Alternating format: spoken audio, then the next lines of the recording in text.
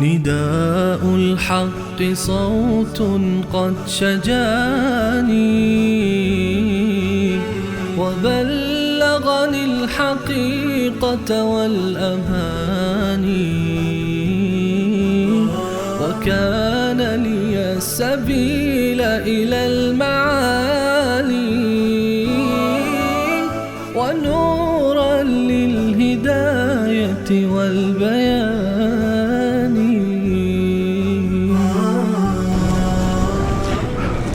أعوذ بالله من الشيطان الرجيم. بسم الله الرحمن الرحيم. الذين كفروا وصدوا عن سبيل الله أضل أعمالهم والذين آمنوا وعملوا الصالحات وآمنوا بما نزل على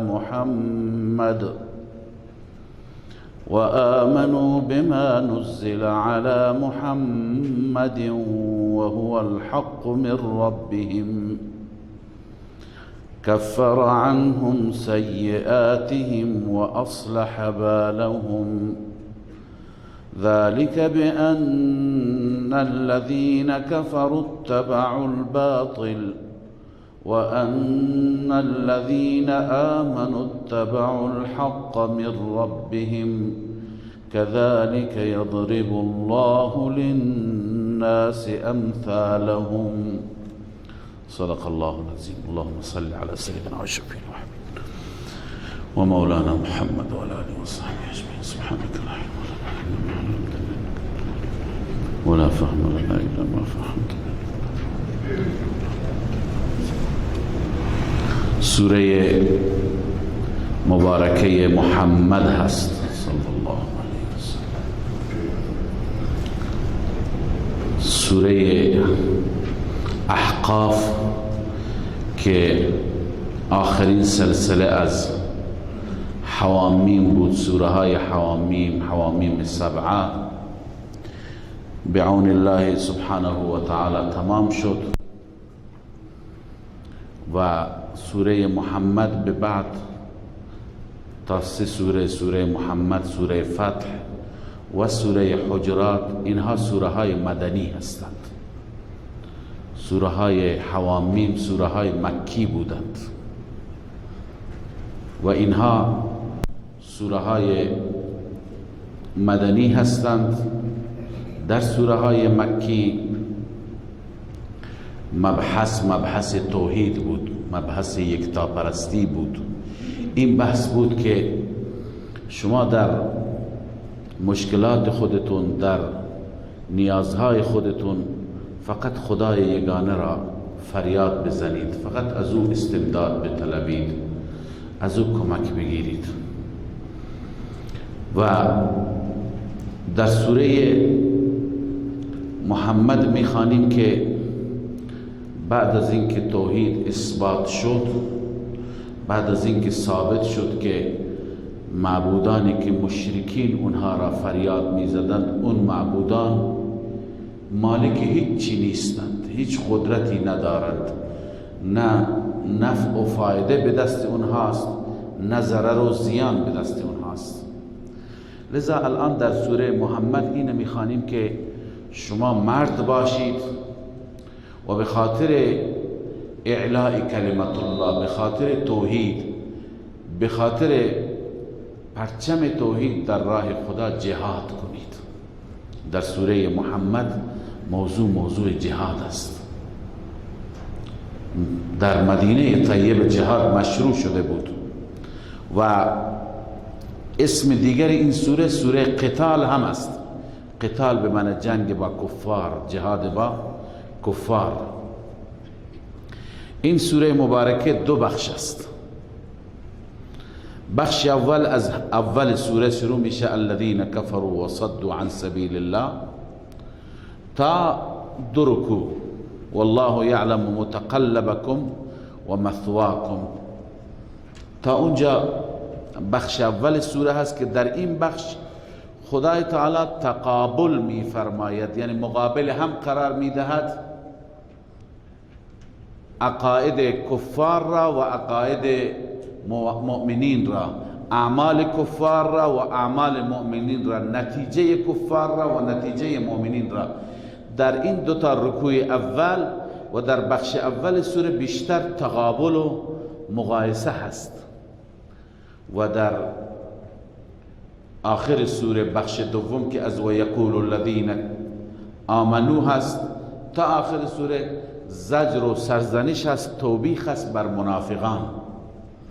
این مطلب بار بار خدمت شما گفته شده که هر سوره‌ای که در اون سوره موضوع جهاد است اونجا حتما زجر و توبیخ بر منافقان است، چون منافقان همیشه در امر جهاد مخل بودند. منافق همیشه از جهاد میترسه، از جهاد هراس داره، لذا برای جهاد راضی نیست. تمام احکام را میگه نماز از شب بگو تا صبح میستم ولی نامی از جهاد نبر، چون منافق ایمان که نداره غیرت هم نداره، ترس داره. بنابراین در بخش دوم این سوره مبارکه زجر و توبیخ است، سرزنش و نکوهش است برای منافقین که اونجا میخوانیم. در پایان سوره احوال مشرکین هم بیان میشه. حال ابتدای سوره عرض کردم که مقایسه بین مؤمنین و کافرین. الله تعالی اول بیان میفرماید حال مشرکین را. الله میفرماید الذين كفروا وصدوا عن سبيل الله، آنانی که کفر کردند و باز داشتند از راه خدا. صد به معنی باز داشتن است، اما طلاب عزیز میدونن که این فعل هم به معنی لازم میشه هم به معنی متعدی. باز داشتن دو نوع است، یکی که خود را باز داشتن، خودشون به راه خدا نرفتن، و یکی اینکه دیگران را باز داشتن. خود را باز داشتن میشه ضلال، دیگران را باز داشتن میشه اضلال، دیگران را گمراه کردن. پس هر دو معنا میتونه باشه، خودشون به راه خدا نرفتن یا اینکه مانع دیگران میشدن، تو گوش دیگران میخواندن، برای دیگران تبلیغ میکردند که نروید. لذا وصدوا عن سبیل الله، کسانی که کفر کردند و از راه خدا باز آمدند یا باز داشتند. اضل اعمالهم، این نتیجه هست. اضل اعمالهم، گمراه کرد اینجا به معنی نابود کردن است و ضایع کردن است. اعمال اونها را خدای عزوجل ضایع میگرداند، اعمال اونها پوچ میشه. ما خدمت شما قبلا هم این مطلب را عرض کردیم که کفار و مشرکین در دنیا هر چی عمل خیر داشته باشند، هر چقدر نیکی بکنند، خدمت بکنند، برای بشر خدمت بکنند، برای حقوق بشر کار بکنند، چون که ایمان ندارند، چون که نسبت به خداوند عزوجل کفر دارند، اعمال اونها هیچ ارزشی ندارد. خداوند اعمال اونها را برباد میکند، تباه میکند. البته امکان داره در دنیا نتیجه عملکرد خودشون را ببینند. در دنیا مثلا شیطان هم کافر بود، ابا واستکبر و کان من الکافرین، اما دعا کرد، گفت خدایا من زنده نگه دار. دعایش کامل قبول نشد ولی تا یک حدی قبول شد. خدا گفت باشه، انک من المنظرین الى یوم وقت معلوم، تو را من مهلت میدم تا یک وقت مشخص. مشرکین هم دعا کردند، استغفار کردند، خدا عذابشون نداد. و ما کان الله معذبهم و هم یستغفرون، اونا که استغفار میکنند خدا عذابشون نمیده. پس امکان داره گاهی کافر مشرک طبق همون عقیده شرکی خودش دعایی بخواند، مناجاتی بخواند، این دعا در دنیا برایش مفید واقع بشه ولی برای آخرت نه. اینجا هم خدا میفرماید که کفار اعمالشان برباده، اضل اعمالهم، خدا اعمالشون را برباد کرده. به این معنی هست که هیچ ثوابی، هیچ نیکی برایشون نوشته نمیشه. خداوند عزوجل در سوره کهف میفرماید فلا نقیم لهم یوم القیامت وزنا، در روز قیامت اصلا ترازوی برای اونها گذاشته نمیشه، وزن اعمالی نیست، چون عملشون اعتبار نداره. کسی که کفر داره عملش چه اعتباری داره؟ هرچند که اختراع بکنه، برق بسازه، هواپیما درست بکنه، برای بشر خدمت بکنه، به خدا که ایمان نداره عملش فایده ای نداره. اما در مقابل مؤمنین این نتیجه کفر و عمل کفار بود. اما مؤمنین عرض کردم اینجا تقابل است، مقایسه است. الله می فرماید والذین آمنوا وعملوا الصالحات، آنهایی که ایمان آوردند و عمل صالح انجام دادند. خب مشرکین یهودی ها هم میگفتن ما ایمان داریم و عمل صالح انجام میدیم، اما نه، ایمان به محمد صلی الله علیه و سلم و آمنوا بما نزل علی محمد، و کسانی که ایمان آوردند به آن کتابی که نازل شده بر محمد صلی الله علیه و سلم، ایمان به قرآن. و هو الحق من ربهم، در حالی که این حق است از جانب رب، از جانب پروردگارشان هست. پس کسانی که به قرآن ایمان آوردند، به توحید ایمان آوردند، عمل صالح انجام دادند، درباره اینها الله می فرماید دو تا نتیجه. اول کفر عنهم سیئاتهم، الله عزوجل به برکت همین ایمان و عمل صالح اعمال سیئه و اعمال بد اونها را کفاره میگرداند. کفاره میگرداند یعنی خداوند محو میکنه، نابود میکنه عمل بدشون را.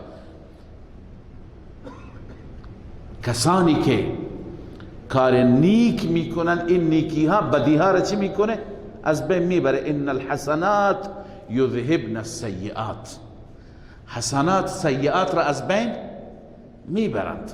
اگر یه وقتی گناهی کردی، اشتباهی کردی، با همین وضوح هم گناهت میریزه، با قدمی که به طرف مسجد میری هم خداوند عزوجل پاکت میکنه، با روزه‌ای که میگیری الله شستشویت میکنه، با حج که میری هیچ چی دیگه بر بدنت گناه نمیمونه. که طفل ولدته امه میشی، مانند یک طفلی که تازه مادر او را به دنیا آورده چنان پاک و صاف میشی. لذا الله عزوجل به برکت ایمان، به برکت عمل صالح سیئات را، گناهان را هم چی میکند؟ کفاره میفرماید. کفر عنهم سیئاتهم، الله از آنها سیئات را کفاره میگرداند. و اصلح بالهم، الله حالشان را اصلاح میفرماید، حالشان را درست میفرماید، یعنی حالشون در آخرت خوب میشه. چرا؟ این نتیجه خوب برای مؤمن و اون نتیجه بد که قبلا خواندیم برای کافر. الله می فرماید ذلك بأن الذين كفروا اتبعوا الباطل، این به سبب این هست، به این علت هست که کسانی که کفر کردند آنها تبعیت میکنند از باطل، اونا تابع باطلند، پیرو باطلند. اما مؤمنین وأن الذين آمنوا اتبعوا الحق من ربهم، اما کسانی که ایمان دارند آنها پیرو حق هستند از جانب ربشان. اهل ایمان تابع رب، تابع حق، تابع قرآن هست، این سبب موفقیتش میشه. كذلك يضرب الله للناس امثالهم، این چنین بیان میکند خداوند برای مردم و برای فایده مردم، امثالهم امثال اونها را، مثالهای اونها را، اوصاف اونها را که مردم بدونند راه خوب را انتخاب کنند. علی ای حال تقابلی بود، مقایسه بود بین عمل مؤمن و عمل کافر. حال الله عزوجل موضوع سوره را که موضوع سوره جهاد است به مؤمن میگه ای مؤمن، ای مسلمان، وظیفه تو هست که با دشمنان خدا بجنگی، گردنشون را بزنی. موضوع سوره را بعد از این مقدمه بیان میفرماید.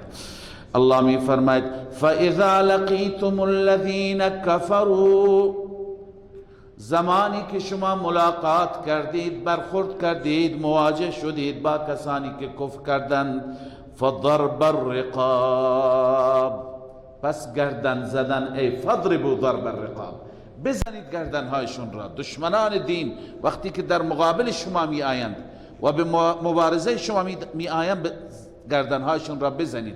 حتی اذا اثخنتموهم، حتی که وقتی که خونشون را ریختید و اونها را شکست دادید، فشد الوثاق. فشد الوثاق یعنی محکم اونها را ببندید، اسیرشون بکنید، بلکه اونها را دست و پایشون را محکم ببندید، اسیر شما باشد. حال شما اختیار دارید، فاما منن بعد و اما فداء، بعد از اون یا بر اونها منت بگذارید یا فدیه. یعنی اسیر را انسان میتونه منت بگذاره که من این یکی طلب من، تو را آزاد کردم برو، ولی بدان که بدهکار من هستی. این میشه منت. در آینده چنین مسئله‌ای که پیش بیاد، خب اون خودش را وامدار میداند. یا اینکه و اما فدان، یا فدیه ازش بگیر، یه چیزی ازش بگیر و آزادش کن. هزینه های جهاد را بگیر، هزینه های مجاهدین را بگیر. این را هم الله عزوجل اجازه داده. تا که این برخورد باید با دشمنان باشد؟ حتی تضع الحرب اوزارها، حتی که جنگ بگذارد بارش را. بار جنگ یعنی منظور اسلحه جنگی به زمین گذاشته بشه. تا چه زمانی اسلحه جنگی به زمین گذاشته میشه؟ با اسلام یا استسلام، یا دشمن مسلمان بشه یا تسلیم بشه. اما خدمت شما عرض کردم حتما مسلمان بشه این لازم نیست، اسلام جبر ما نمیخوایم. تسلیم بشه هم کافیه. تسلیم بشه یعنی بر علیه مسلمانان فتنه انگیزی نکنه، فساد نکنه، قانون دین را بپذیره، قانون اسلام را بپذیره، به عنوان یک شهروند عادی زندگی بکنه. بله، ذالک ولو یشاء الله، ذالک ای افعلوا ذالک، ای مسلمان این کار را شما بکنید، این وظیفه شماست. باید مسلمان در امر جهاد کوتاهی نکند، این وظیفه را انجام بده. خداوند میفرماید اگر من خدا میخواستم خودم انتقام میگرفتم، خودم دشمنان خودم را نیست و نابود میکردم، اما خدا میخواد شما را امتحان بکنی. ما گاهی همینطور با خودمون فکر میکنیم، فکر نیست، وسواسه. مایی که بزدل هستیم میگیم خب خدا چرا این حکم را، جهاد را چی کرده، لازم کرده. این فلسفه جهاد. خداوند مگه قادر نیست خودش دشمنان خودش را بزند؟ این همون خواسته بنی اسرائیلی است. به موسی گفتن اذهب انت و ربک فقاتلا، شما و پروردگارت برو بجنگید، انا هاهنا قاعدون، ما اینجا نشستیم. اونا دلشون میخواست که همه کار را خداوند فراهم بکنه، دشمنان را نیست و نابود بکنه. اونها را بگه بفرمایید الان شهر تحویل شما، بیاید بشینید حکومت کنید. ماها هم گاهی همین انتظار را داریم. گاهی وقتی که میبینیم دشمنان دین، دشمنان اسلام، دشمنان قرآن فعالیت میکنن بر علیه دین، ما که خیلی ناراحت میشیم. ما میگیم خدا خودش بزنه اینها را. اگر خدا خودش بزنه پس من و تو را چرا پیدا کرده؟ من و شما را چرا خدا خلق کرده؟ خدا میخواد که من و تو بزنیم، خدا من و تو را کمک میکنه. لذا اینجا هم الله میفرماید ولکن لیبلو بعضکم ببعض. الله اگر میخواست خودش انتقام میگرفت، خودش میزد، ولی خدا خودش نمیزنه. خدا میخواد ما را امتحان بکنه، چقدر غیرت داریم، چقدر برای دین کمر میبندیم، چقدر دین خدا را دوست داریم که جان و مال تقدیم بکنیم. اون وقت ببین خدا با تو چیکار میکنه. وقتی که تو تقدیم کنی مال و جان را، در این دنیا هم کمکت میکنه، در اون دنیا که هم عیش.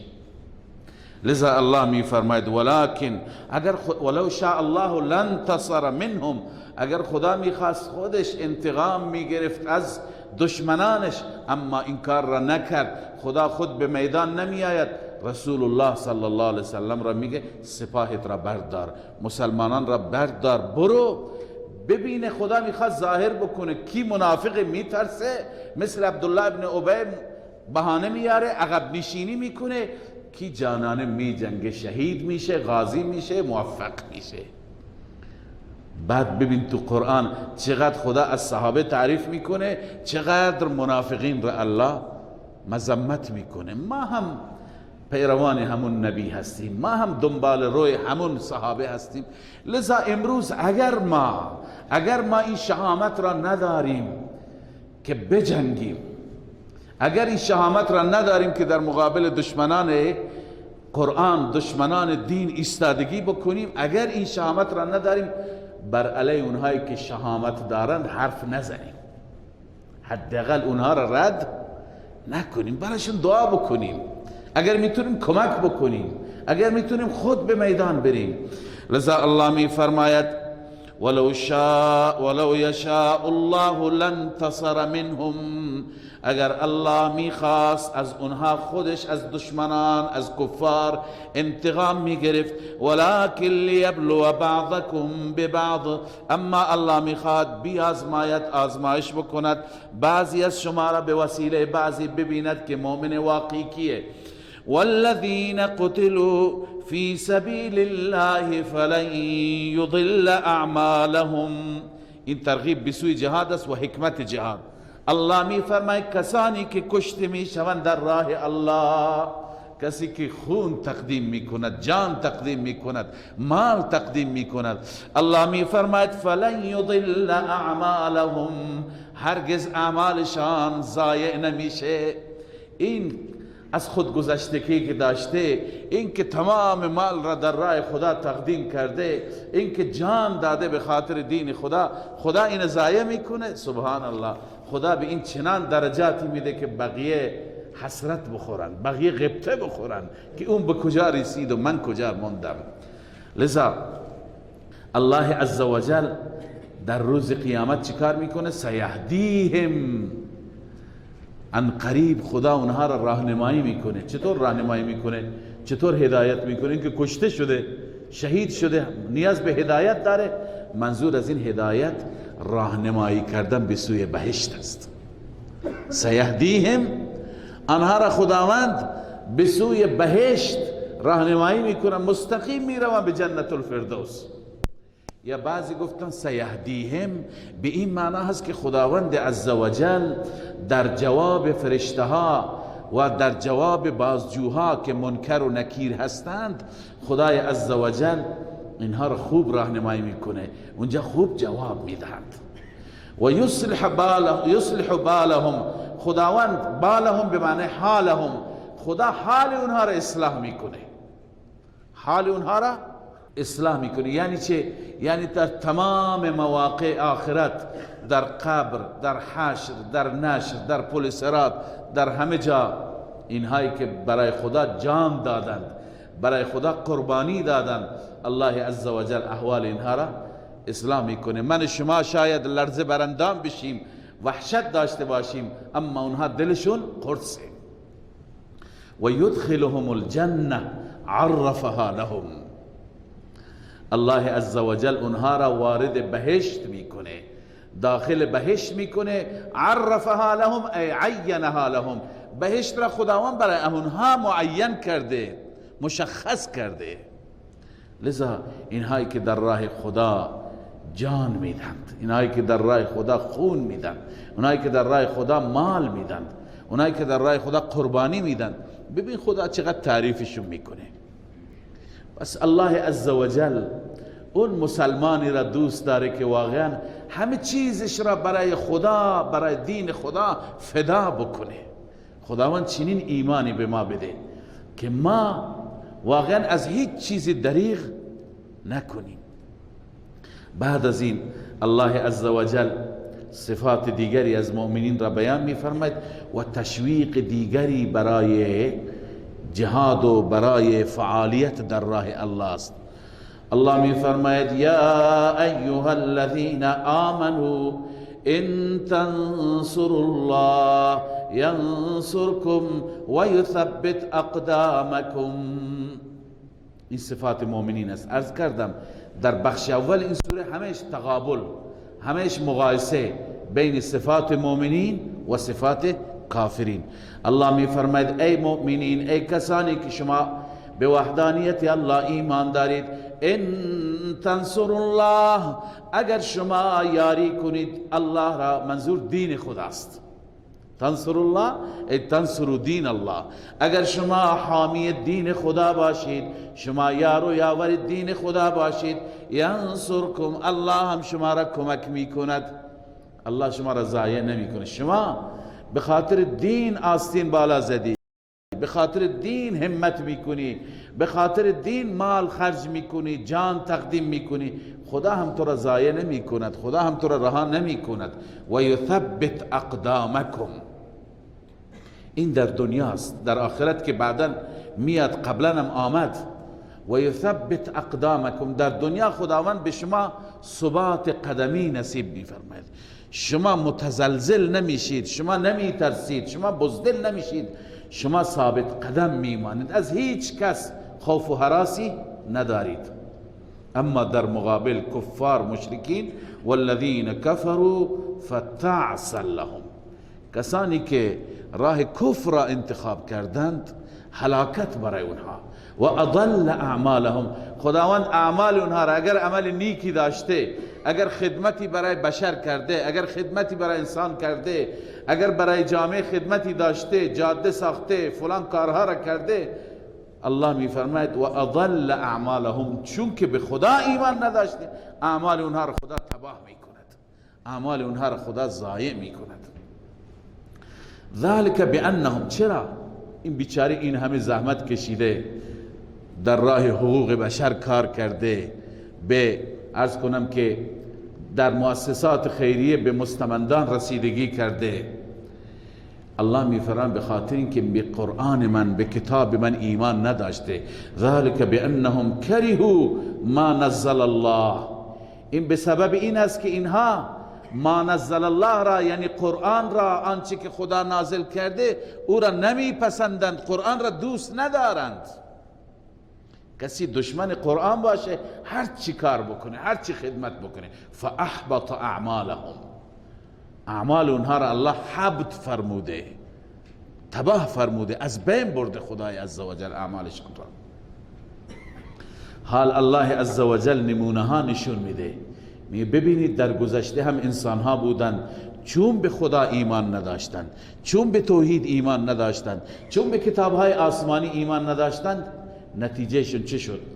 افلم یسیروا فی الارض فینظروا، الله می فرماید آیا سیر نمی کنند بندگان من، آیا نمی گردند زمین در زمین مسافرت نمی کنند؟ فینظروا کیف کان عاقبت الذین من قبلهم، ببینند، تماشا بکنند چگونه بود انجام و عاقبت کسانی که قبل از اینها بودند. نتیجهشون چه بود؟ اونهایی که خدا را قبول نداشتند، چند هزار سال پیش بودند، چند صد سال پیش بودند، کجا رفتند؟ دمر الله علیهم، خداوند بر آنها همه چیز را خراب کرد، همه چیزشون را خدا نابود کرد. نشانه های قوم عاد، قوم ثمود و اقوام دیگر. لذا الله می فرماید وللکافرین امثالها، برای این کفار موجود هم انجام بد شبیه همون انجام خواهد بود. اینها هم آخر به گرفت و مؤاخذه الهی گرفتار میشن، سرنوشتشون همون خواهد شد. چرا؟ ذلك بأن الله مولا الذين آمنوا. این به دلیل این است که خداوند، شما یقین کنید که خداوند مولای مؤمنین هست، به معنای حامی مؤمنین هست. و ان الكافرین لا مولا لهم، اما کفار مولای ندارند، کفار حامی ندارند. لذا خداوند بندگان مؤمن خودش را، بندگان دیندار و متقی خودش را حمایت می کند، هم در این دنیا ثبات قدمی، هم در اون دنیا بهشت. اما کفار مولای ندارند چون خدا را قبول ندارند. از این آیات و از جملات زیبای همین آیات رسول الله صلی الله علیه وسلم در جنگ احد استفاده کردند. زمانی که مسلمانان به دلیل بعضی اشتباهات خودشون لغزیدند و در وهله اول شکست خوردند، تعداد زیادی از بهترین مسلمان ها شهید شد. سیدنا حمزه رضی الله تعالی عنه شهید شد و مسلمانان در دامنه احد گریختند، رفتند. بعضی ها خدمت رسول الله صلی الله علیه وسلم رفتند و آن حضرت صلی الله علیه وسلم روی کوه احد بودند، بر بالای کوه بودند، پایین کوه کفار بودند. اون زمان خالد ابن ولید بود، ابو سفیان بود رضی الله عنهما، هنوز ایمان نیاورده بودند و کفار اینجا پایین بودند. متوجه شدند که مسلمانان سر کوه هستند. اینجا ابو سفیان میخواست نشون بده پیروزی خودش را و شعار میداد، میگفت که اعلو هبل، اعلو هبل. هبل بتشون بود. هبل امروز سربلندی، عزت مال تو هست، تو موفق شدی، تو پیروز شدی. رسول اکرم صلی الله علیه و سلم به صحابه دستور داد جوابشون بدید الله اعلا و اجل، الله اعلا و اجل. شما میگید اعلا هبل در حالی که خداوند بزرگتر و اعلاتر و الله عزوجل جلیلتر است، بزرگتر است. وقتی که این جواب را به ابو سفیان دادن، ابو سفیان در جواب گفت لنا عزا ولا عزا لکم، ما عزایی داریم. عزا بتشون بود، خدایشون بود، شما عزایی ندارید، امروز شکست خوردید.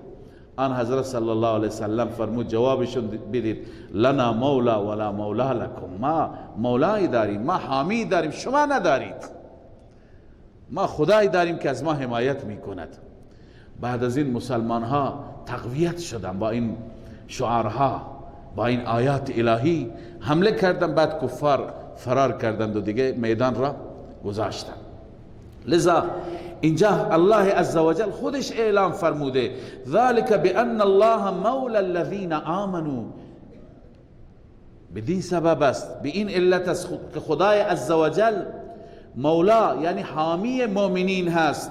و ان الکافرین لا مولا لهم، اما کافرین هیچ مولای برایشون نیست، مولای ندارند، حامی ندارند. خب بعد از این صفات که صفات هم کافرین ذکر شد، هم صفات مؤمنین و مجاهدین، حال خدای عزوجل نتیجه صفات را بیان می فرماید، بهشت را. و باز مقایسه هست از نظر حالت اخروی. ببینید در آخرت مؤمنین چه جایگاهی دارند، کفار چه جایگاهی دارند. آیا اینها با هم برابرند؟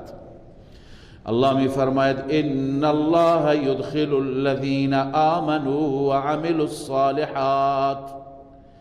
بدون شک الله داخل می گرداند مؤمنین را، کسانی که ایمان آوردند و عمل صالح انجام دادند. کجا؟ جنات تجری من تحتها الانهار. الله آنها را وارد می کند به بهشتی، به جناتی که جاری است از زیر اشجار اون جنات و از زیر کاخها و قصورش نارها. اما مشرکین اونا هم مغمشون بهشت نیست، اونا اعتقادی به آخرت ندارن، اونا هم مغمشون خوردنوش تو همین دنیاست. ببینید امروز متاسفانه مسلمان همین صفت را داره. خدای تعالی این صفت را بیان میکنه، میگه که کفار چنان تو این دنیا دنبال مادیات هستند، دنبال سفره رنگین هستند، دنبال شکم و خوردنوش هستند که اصلا گویا کاری دیگه برایشون نیست. ولی مسلمان متاسفانه همین طور شده. مسلمان همش بدو، همش کار، همش زحمت، همش دنبال مادیت. گاهی مسلمانی را میبینی فکر میکنی که اصلا این دیگه غمی نداره که یه آخرتی هست، قیامتی هست، پاسخگویی هست. نه فرصت برای نماز داره، نه فرصت برای حج و روزه داره، برای بقیه احکام داره. و اگر نمازی میخونه چنان نمازی میخونه که گویا لشکری تعقیبش میکنه، چنان با سرعت، چنان با عجله. اما در مسائل مادی، در مسائل تجاری، در مسائل کاری چنان با اطمینان، چنان با مهارت مشغول از شب و روز درآمد، شب و روز جمع کردن. لذا این صفت که در قرآن بیان شده مال کافر است. الله می فرماید والذین کفروا یتمتعون، کسانی که کفر کردند اونها در دنیا فقط به دنبال بهره‌گیری هستند، به دنبال تمتع، استفاده کردن از مادیات، لباس خوب، غذای خوب، بلا تشبیه همسر زیبا و خوب، ساختمان خوب، سواری خوب. لذا الله می فرماید و یأکلون کما تأکل الانعام، میخورند همان گونه که چارپایان میخورند. چارپایان میخورند هیچ فکری دیگه ندارند. چارپا میگه فقط شکمم سیر بشه. کفار همچنین، فقط دنبال سفره خوب و غذای خوب، بعد از اون پاسخگویی اصلا. اما مسلمان نه، مسلمان به فکر عبادت است، به فکر رضای مولاست.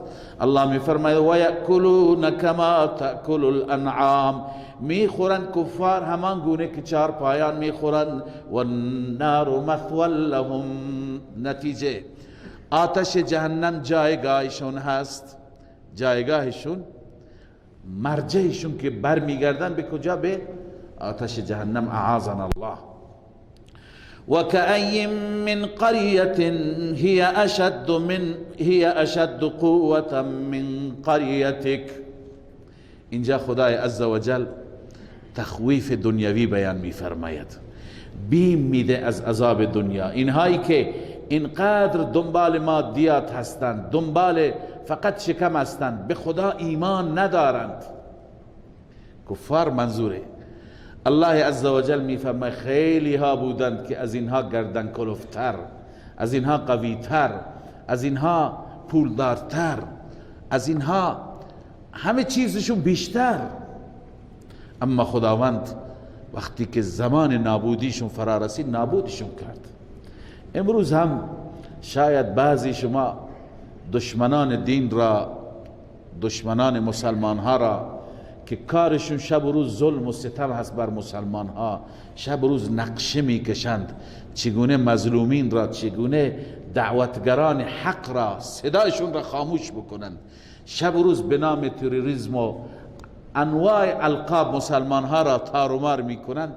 ما فکر میکنیم خدا اینا را کی مؤاخذه میکنه؟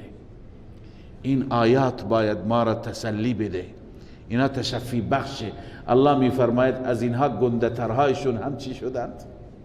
نابود شدند. فرعون را انسان فکر میکنه چنان قدرتی داشت که دعوای خدایی که انا ربکم الاعلی ادعا میکرد. اما خدا وقتی که نابود کرد، از بین برد، امروز به عنوان یک افسانه ازش یاد میشه. اینها هم به تاریخ میپیوندند. الله میفرماید و کأی من قریة هی اشد قوة من قریتک التي اخرجتک. ای محمد رسول الله، اینجا خطاب رسول الله است، چقدر قریه ها بودند، چقدر شهرها بودند، هی اشد قوة، که اون شهرها قویتر بودند، شدیدتر بودند از نظر قدرت، از نظر جسمی، مالی، قومی، اقتصادی. من قریتک التي اخرجتک، از این قریه شما، از این شهر شما، از این مکه شما که از این شهری که شما را بیرون کردند، اهل مکه شما را بیرون کردند، از این شهرهای اونها قویتر بودند، شهرهای اونها آبادتر بودند، مردمانشون هم قویتر بودند. اما الله می فرماید اهلکناهم، ما اونها را هلاک کردیم با عذاب خودمون. فلا ناصر لهم، ناصر برای اونها نبود، یاوری برای اونها نبود، کسی کمکشون نکرد. لذا نوبت اینها هم فرا می رسد. افمن کان علی بینة من ربه کمن زین له سوء عمله. باز هم مقایسه. آیا اون مؤمنی که بر بینه هست از جانب ربش، بینه چیه؟ قرآن. یعنی مؤمنی که قرآن را دارد، خدا را دارد، با قرآن زندگی می کند، این مؤمن کمن زین له سوء عمله، مثل اون کافری هست که عمل کرد سوءش برش مزین و آراسته شده. اینا مثل هم هستند. اون کافری که واتبعوا اهواءهم، اون کفاری که دنبال خواهشات خودشون هستند، پیرو هوای نفس هستند. لذا این مؤمن با اون کافر برابره؟ هرگز نه. خداوند برای این مؤمن چی آماده کرده؟ ببین برای اون کافر چی آماده کرده. مثل الجنة التي وعد المتقون، الله می فرماید صفت اون بهشتی که وعده داده شدن متقیان. صفت اون بهشت، چه امکاناتی، چه تشکیلاتی تو اون بهشت هست. من جمله فیها انهار من ماء غیر آسن، در اون بهشت نهرهایی هست از آب زلال شیرین، غیر آسن، که هیچ نوع تغییری، تعفنی در اون آب نمیاد. آب متغیر نمیشه، رنگش، بویش، طعمش بسیار صاف، شفاف، زلال. این یک نوع نهر. نهر دوم و انهار من لبن لم یتغیر طعمه، و همچنین در اون بهشت نهرهایی هست، جویبارهایی هست از شیر، شیری که لم یتغیر طعمه، طعمش متغیر نمیشه. سوم و انهار من خمر لذت للشاربین، و همچنین نهرهای از شراب، از می که موجب لذت میشه برای شاربین، برای کسانی که بنوشند. شراب دنیا موجب سرگیچه میشه، انسان سرش میچرخه، دور میزنه، سرگیچه پیدا میکنه، چه بسا سردرد هم پیدا میشه. اما اونجا نه، اون باعث لذته، باعث لطف و حلاوته. و انهار من عسل مصفا، الله می فرماید برای این انسان ها نهرهای دیگری هست از عسل صاف، عسل خالص، عسلی که تو دنیا هر که میگیره ناخالصه، اونجا خالص. ولهم فیها من کل الثمرات، علاوه از این برای بهشتیان از هر نوع میوه ها. اما بالاتر از این بهشت روحانی است. اینها همه بهشت جسمانی بودند، این منافع به جسم ما برمیگرده. اما بهشت معنوی و بهشت روحانی بالاتر. اون چیه؟ و مغفرت من ربهم، مغفرتی از جانب ربشون هم برایشون هست. انسان اشتباهاتی که در زندگی داشته، گناهانی که در زندگی داشته، نه اینکه اونجا فقط بخشیده میشه، حتی به خاطر اینکه انسان خجل نشه، حتی یک بار یادآوری هم نمیشه فلان وقت فلان گناه را کرد.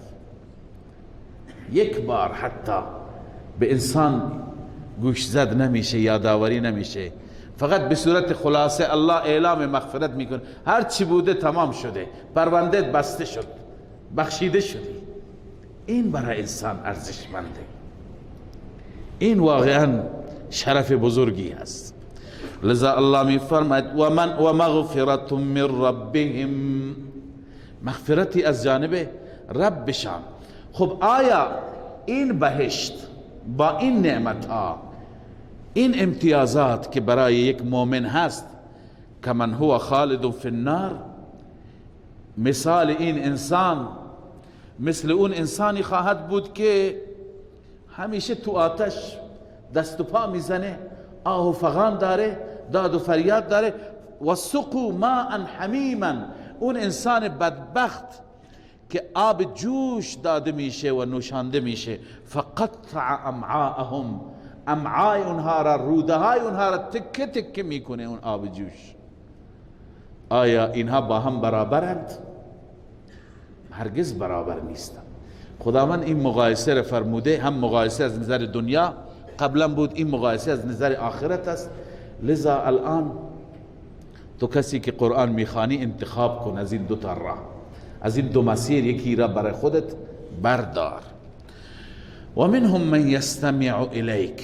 بعد از این خداوند در رابطه با منافقین این سخنها را میشنیدن اما باور نمیکردن. خیلی ها هستن که یقینشون، ایمانشون ضعیف. اگر انسان باور بکنه در جا باید انسان تغییر مسیر بده، تجدید نظر بکنه، اما الله عزوجل اینجا سرزنش میفرماید، زجر بیان میفرماید برای منافقین که اینها را گوش میکنند و باور ندارند. و منهم من یستمع الیک. بعضی از اینها هستند استماع میکنند، گوش میکنند سخن شما را. حتی اذا خرجوا من عندک، حتی زمانی که اینها خارج میشوند از محضر شما ای رسول الله، قالوا للذین اوتوا العلم، اینها میگویند به اهل علم صحابه، به بزرگان صحابه، به اونهایی که علم دارند، علم داده شدند، ماذا قال آنفا، چه فرمود الان؟ به تمسخر میگن، میخوام بنشون بدن که ما هم گوش کردیم، ما هم مسلمانیم. میگن پیغمبر چی گفت؟ ماذا قال آنفا. الله میفرماید این انسان ها کسانی هستند که مهر جباریت و مهر محرومیت بر دلشون خورده. اولئک الذین طبع الله علی قلوبهم، الله عزوجل بر دلهایشون مهر زده. چرا؟ و تبعوا اهواءهم، اینها پیروی کردند از خواهشاتشان، اینها دنبال هوای نفس. خیلی خطرناکه الله از هوای نفس نجات بده همه را. هوای نفس انسان را به نفاق میکشه، به کفر میبره، انسان را محروم میکنه. لذا الله میفرماید اینها پیرو هوای نفس هستند. اینها منتظر چی هستند؟ کی میخوان متذکر بشند؟ بعضی انسان ها هستند چنان قلبشون سیاه و چنان عمل کردشون منفی، انسان تعجب میکنه. همونطور که در این آیه الله عزوجل اظهار تعجب کرده، انسان تعجب میکنه این کی میخواد خوب بشه، کی میخواد اصلا برگرده به سوی خدا، کی میخواد توبه بکنه، مگر تا کی زنده است، مگر اطلاعی داره از عمر خودش؟ الله میفرماید فهل ینظرون الا الساعه، این انسان ها منتظر نیستن مگر منتظر قیامتند. مگه منظور اینه که آیا قیامت بیاد بعدا توبه میکنه؟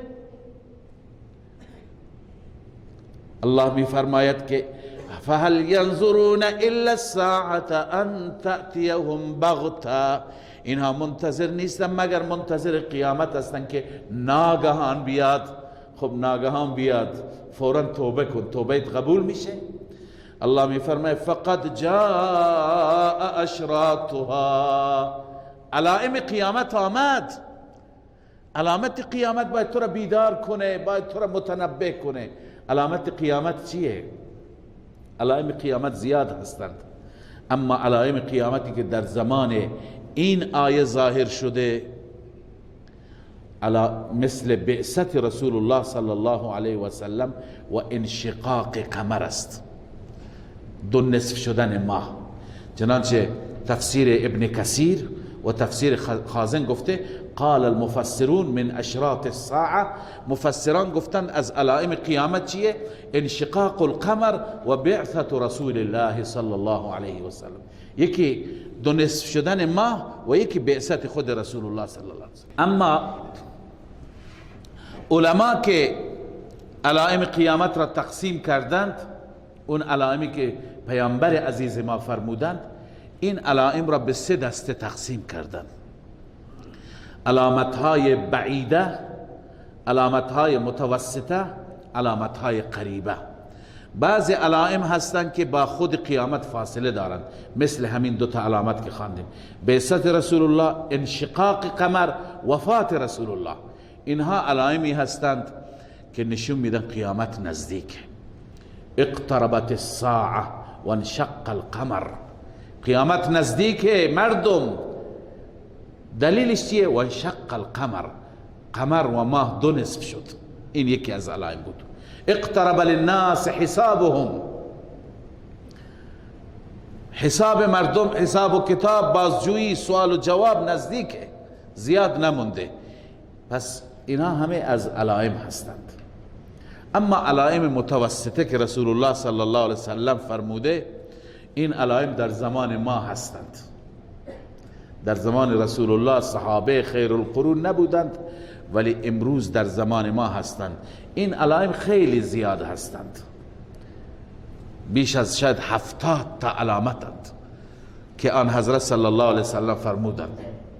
مثلا در رابطه با زنها فرمودند از علائم قیامت اینه که زنها چنان پوششی دارند که پوشششون به ظاهر بدنشون را پوشیدند اما بدنشون عریان است. رب کاسیات عاریات، چه بسا زنهایی هستند که بدنشون پوشیده اما عریانن. علما گفتن منظور یا اینه که لباس داره اما لباس چنان نازکه که بدن پیدا میشه، یا لباسشون چنان تنگه که اعضای بدن نمایان هست. این دستشه، این پایشه، این بلان است، تشبیه سینهشه، یعنی خوب مشخصه. رب کاسیات عاریات رؤوسهن کاسنمة البخت، سرهایشون مثل کوهان شتره. خیلی از این علائم آن حضرت صلی الله علیه وسلم فرمودند که در نزدیک قیامت هست. اینها را علما گفتند علائم متوسطه. فرمودند که انسانهایی که تا دیروز تو کوه بودند، پشت گوسفندان بودند و عرض کنم رعاء الشاء بودند، گوسفند چرا بودند، اما آمدن تو شهر یتطاولون فی البنیان، تو ساختمان سازی و تو برج سازی با هم دیگه مسابقه دارن، رقابت دارن. این سعی میکنه ساختمان من شیکتر و زیباتر باشه، اون سعی میکنه مال من بلندتر و بهتر باشه. لذا رقابت تو این چیزها هست. و فرمودن همین انسان ها هستند که مادرانشون به عنوان کنیزشون هست، یعنی با مادر طوری رفتار میکنه که مادر مثل یک کنیز جلوش هست. مادر را امر و نهی میکنه، مادر را بد و بیرا میگه، مادر را عرض کنم که تشر میگه، به توپ و تشر میزنه به مادر میگه. لذا اینها همه از علائم است. فرمود دیگه از علائم قیامت اینه که پلیس زیاد میشه و شلاقهای مثل دم گاو به دست دارند و مردم را میزنند. فرمود از علائم قیامت این میشه که مردم ربا میخورند، رشوه میگیرند، اما عنوانهای دیگه زنا زیاد میشه و نام دیگه به خود میگیره. لذا اینها همه از علائم قیامت. فرمود که در نزدیک قیامت قتل و خونریزی زیاد میشه. فرمودند که انسانهای سرکار میآیند و در رأس حکومتها قرار میگیرند که ارزش و لیاقت را ندارند و انسانهای شریف و انسانهای با شخصیت عقب زده میشوند. اینا همه از علائمی هست که رسول اکرم صلی الله علیه وسلم بیان فرمودند. میبینید که ما دیگه گرفتاریم با این علائم. و علائم قریبه که آن حضرت صلی الله علیه وسلم فرمود ظهور دجال است، نزول عیسی علیه السلام است، طلوع خورشید از مغرب هست، یا فتنه یاجوج و ماجوج هست، دابت الارض هست و علائم دیگری که در احادیث هستند، اینها علائم قریبه هستند که بعد از اون دیگه قیامت متصله. لذا الله اینجا میفرماید که اینها منتظر چی هستند؟ قیامت ناگهان بیاد، فقط جاء اشراطها، قیامت علائمش آمده، هنوزم متذکر نمیشوند. فانا لهم اذا جاءتهم ذکراهم، فانا لهم، خدا میفرماید اینا چه حالتی خواهند داشت وقتی که بیاید پیش اونها ذکراهم، یعنی اون تذکر چه فایده برایشون داره؟ چون که اونجا یاد کردن تذکر قیامت فایده نداره، به دلیل اینکه وقتی که قیامت بیاد دیگه توبه قبول نمیشه، اون تذکر همه متذکر میشن قیامت شد، ولی توبه هیچ فایده ای برایشون نداره. پس چه سودی داره اون قیامت آمدن؟ بهتر اینه که هنوز نیامده انسان به فکر توبه و بازگشت به سوی الله. فاعلم انه لا اله الا الله. بعد از این تذکر الله عزوجل خطاب می فرماید حبیبش را، اما خطاب مورد خطاب من و تو هستیم، پس بدان یقین کن که هیچ معبود لایق عبادت و پرستش نیست به جز الله. پس انسان باید از الله حرف شنوی داشته باشد، از الله اطاعت کند، الله را سجده و کرنش بکند، بغیر از الله از هیچ کسی استمداد نطلبد. واستغفر لذنبک، این حالت اول است مع الله. حالت دوم مع النفس، برای گناهانت آمرزش به طلب، استغفار کن از خدا برای گناهانت. ببین پیغمبر ما از گناه معصومه، از گناه پاکه، خداوند ایشان را مغفرت فرموده، قد غفر الله لك ما تقدم من ذنبك و ما تأخر، همه گناهان تو بخشیده شده. پیغمبران ما معتقدیم اصلا معصوم هستند، پس اینکه به پیغمبر گفته شده که از گناهانت، برای گناهانت مغفرت به طلب، یعنی چه؟ من قبلا اینا پاسخ دادم خدمت شما، دوباره عرض می کنم به صورت خلاصه. اول این که خطاب رسول الله را هست، مراد امت، یعنی ای امت، ای بنده خدا، ای تک تک افراد مسلمان ها، برای گناهانتون از خدا آمرزش بطلبید که الان وقتشه. اون وقت اگر بیاد اونجا دیگه جای بخشش نیست، بعد از اینکه مرگ بیاد، بعد از اینکه قیامت بیاد، بعد از اینکه در قبر انسان معذرت خواهی بکنه 100 تا استغفار بکنه. لذا الان وقت معذرت خواهی است، الان وقت استغفار است. و بعضی گفتن مراد از استغفار برای پیغمبر اینه که در مقابل الله عزوجل تواضع نشون بده، کسر نفس بکنه، هضم نفس بکنه، به خاطر اینکه رسول خدا صلی الله علیه وسلم گرچه جایگاهش بسیار بلنده، اما در مقابل الله عزوجل عبدالله است. چنانچه فرموده علامه آلوسی الاستغفار کنایت عما یلزمه من التواضع و هضم النفس والاعتراف بالتقصیر. در حق رسول الله استغفار یعنی تواضع در مقابل الله، یعنی هضم نفس و شکستن نفس، اعتراف به کوتاهی، لانه صلی الله علیه وسلم معصوم او مغفور، چون که رسول الله معصوم و مغفور است. سومین جواب اینه که منظور از ذنب زلات هستند، لغزشات هستند، لغزشات و زلاتی که از نظر ما گناه نیستند، حقیقتا گناه نیستند، اما خلاف اولا هستند. پیغمبر اونها را برای خودش گناه بزرگ میدانه. حسنات الابرار سیئات المقربین که قبلا بحثش به تفصیل شده. به هر حال الله عزوجل میفرماید که شما از خداوند برای خودت هم مغفرت بخواه، وللمؤمنین والمؤمنات، هم برای مؤمنین و هم برای مؤمنات، مردان مؤمن و زنان مؤمن. والله یعلم متقلبکم و مثواکم، خداوند میدانند متقلب شما را، متقلب یعنی گشتن شما را در دنیا، و مثواکم و جایگاه شما را در آخرت. در دنیا شما چه وضعیتی چه شرایطی به کجا می رسید، در آخرت جایگاه شما چیه، همه چیز را الله می داند. پس از الله معافی بطلبید که خداوند جایتون را، حالتتون را و شرایط شما را، هم شرایط دنیوی هم شرایط اخروی بهتر بکنه. و واقعا استغفار شرایط دنیای ما را هم عوض میکنه، تنها شرایط آخرت را عوض نمیکنه. در سوره مبارکه نوح داریم، هم سخنرانی نوح همینه، هم سخنرانی حضرت هود همینه. قرآن هم در سوره هود ذکر کرده، هم در سوره نوح ذکر کرده. فقلت استغفروا ربکم انه کان غفارا. نوح به قوم گفت، نوح برای پیش خدا شکایت میکنه، میگه خدایا من به این قوم گفتم که استغفروا ربکم، از خداوند مغفرت بطلبید، استغفار بخوانید. استغفروا ربکم انه کان غفارا، خداوند غفار است. یرسل السماء علیکم مدرارا، خداوند پیاپی آسمان را بر شما جاری می کند، یعنی باران می باراند. و یمددکم باموال و بنین، خدا شما را کمک میکنه، مال به شما میده، اولاد میده. و یجعل لکم جنات، باغات و آبادی ها به شما میده. و یجعل لکم انهارا، نهرها، جویبارها، آبادی، سرسبزی، شادابی میاره.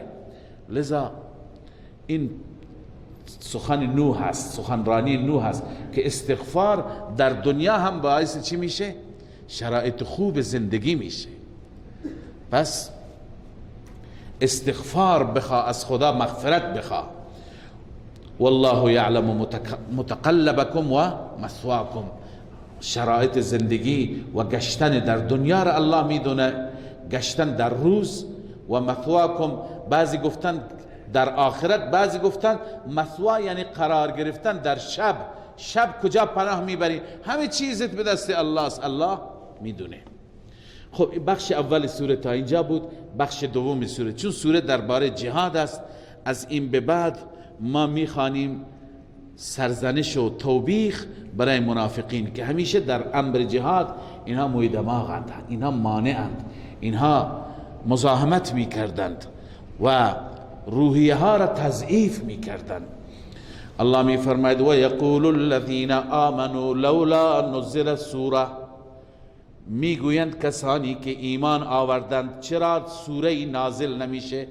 منظور از الذین آمنوا، جمهور مفسرین میگن یعنی مسلمانان مخلص منتظر بودند که خداوند دستور جهاد را در یک سوره به ما عنایت بفرماید.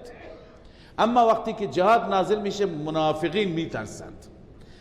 اما شیخ ما حسین علی رحمه الله میفرماید منظور از و یقول الذین آمنوا هم منافقین هستند، یعنی آمنو باللسان، منظور کسانی که با زبان ایمان آوردند.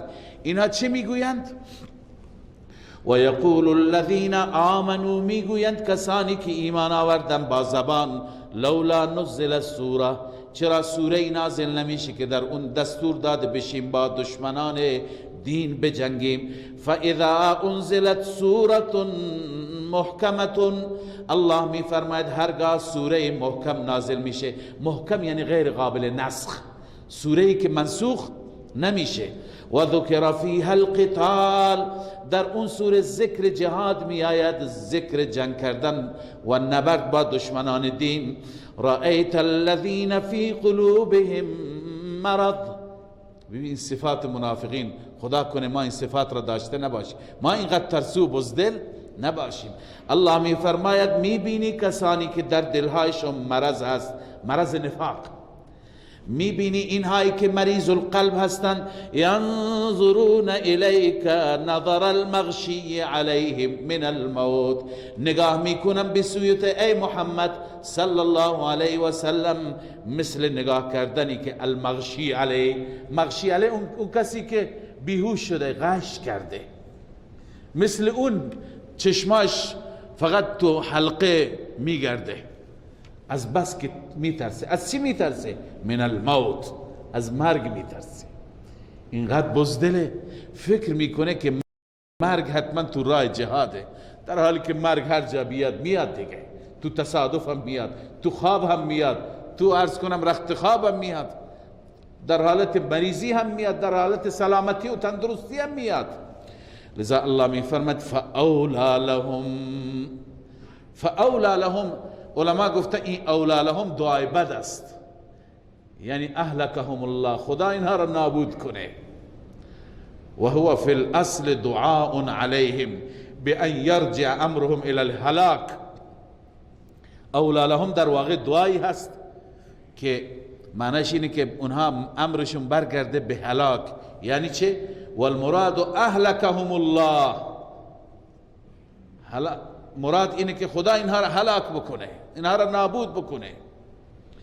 طاعت و قول معروف، اینها به جای اینکه ترس داشته باشند طاعتی انجام بدن برای خدا، عبادتی بکنند. و قول معروف، سخن نیک بزنند، سخنی جالب، سخنی که تو اون امر به معروف نهی از منکر بشه، سخنی که در اون دعوت به سوی الله باشد. این بهتر است برایشون. طاعت و قول معروف مبتداست، خیر لهم و امثل خبرش است، بهتر برای اینها، پسندیده تره. فاذا عزم الامر، الله می فرماید وقتی که امر قطعی شد، یعنی امر جهاد، دستور جهاد، فلو صدق الله لکان خیرا لهم، اگر با خدا صادق باشند بهتره برای اونها. این تشویقی هست برای منافقین که توبه بکنند، بیان با خدا صادق بشن. این چنین آیات نازل شد، دهها از منافقین توبه هم کردند، ترسیدند، دیدند که خداوند همه عیوب و اشکالات ما را داره میگه، باور کردند که این ذات عالم الغیب است، از اسرار ما خبر دارد، لذا توبه کردند. بنابراین الله می فرماید که اگر اینها با خدا صادق باشند، کاذب نباشند، ادعای تو خالی نباشند، مؤمن واقعی باشند، این بهتر است برای شما. فهل عسیتم ان تولیتم ان تفسدوا فی الارض و تقطعوا ارحامکم.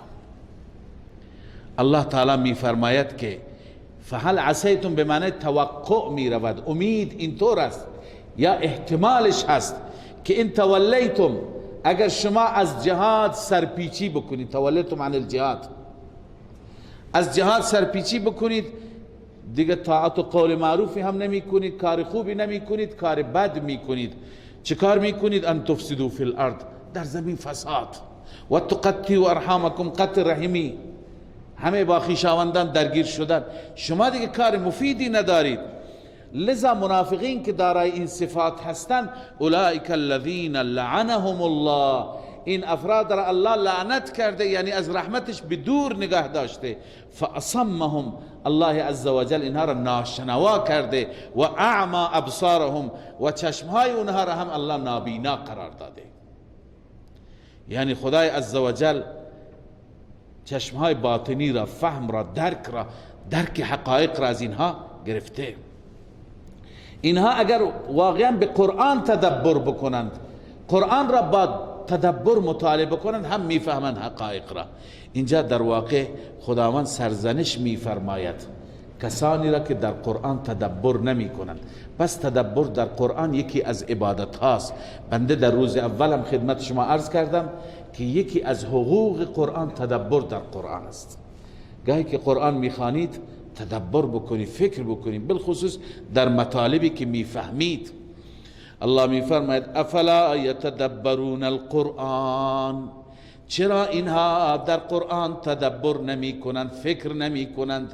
ام علی قلوب اقفالها، بلکه دلهایشان، ام به معنی بل هست، بلکه بر دلهایشان قفل هست، دلهای اینها مهر زده، چیزی نمی فهمد. ان الذين ارتدوا على ادبارهم من بعد ما تبين لهم الهدى، یکی از دلائلی که اینها به سوی هدایت نمی آیند و اینها از آیات الهی و مواعظ قرآنی متنبه نمی شوند، متذکر نمی شوند، غلبه و تسلط شیطان بر اونهاست. شیطان طوری کرده که اعمال نازیبا را جلوی چشمای اونها زیبا قرار داده. بسیاری از اهل خرافات و اهل شرک که قابل هدایت نیستند هم به همین دلیل، که مثلا کار بد میکنه فکر میکنه من دارم عبادت میکنم، بدعت میکنه فکر میکنه من دارم احیای سنت میکنم، شرک میکنه فکر میکنه من خدا را دارم عبادت میکنم. لذا کسی از عبادت و از طاعت توبه میکنه. منافقین همچنین، هرچی که بد میکنند فکر میکنن ما نیک میکنیم. الله میفرماید ان الذين ارتدوا على ادبارهم، بدون شک کسانی که برگشتند پشت سرشان، یعنی دوباره به سوی جاهلیت و کفر رفتن، به ظاهر ایمان آوردند اما به باطن، در باطن دوباره رفتن به سوی شرک. الله میفرماید من بعد ما تبین لهم الهدى، بعد از این که هدایت برای اونها روشن شد، دین اسلام حقیقتش واضح شد، الشیطان سول لهم، شیطان برای اونها مزین کرده، سول لهم ای زین لهم، و املا لهم، و شیطان به اونها امید داده. امید داده چی؟ که هنوز شما زنده میمانید، راه شما راه درستی هست، هنوز فرصت هم زیاد دارید. متاسفانه همیشه انسان را شیطان به همین صورت فریب میده، کار بدی انجام میده، افتخار میکنه بر کار نازیبایش، و هم شیطان میگه هنوز مهلت داری. اما منافقین که اینجا بحث منافقین است، خداوند میفرماید علت این که منافقین از هدایت و از ایمان و از تذکر محروم هستند، به دلیل اینکه اینها سر و کار دارن با دشمنان دین، با یهودی ها، با اونها ارتباط دارن، پیش اونها که میرن میگن ما با شماییم. خیلی ها هستند، بنده قبلا هم خدمت شما عرض کردم، ما وقتی که صفات منافقین را تو قرآن میخوانیم، ما فکر نکنیم فقط اینجا خدا به عبدالله ابن ابی میگه، به همون دوستانش که در کنار او بودن بر علیه رسول الله و صحابه توطئه میکردن. این صفات در هر زمانی هستند.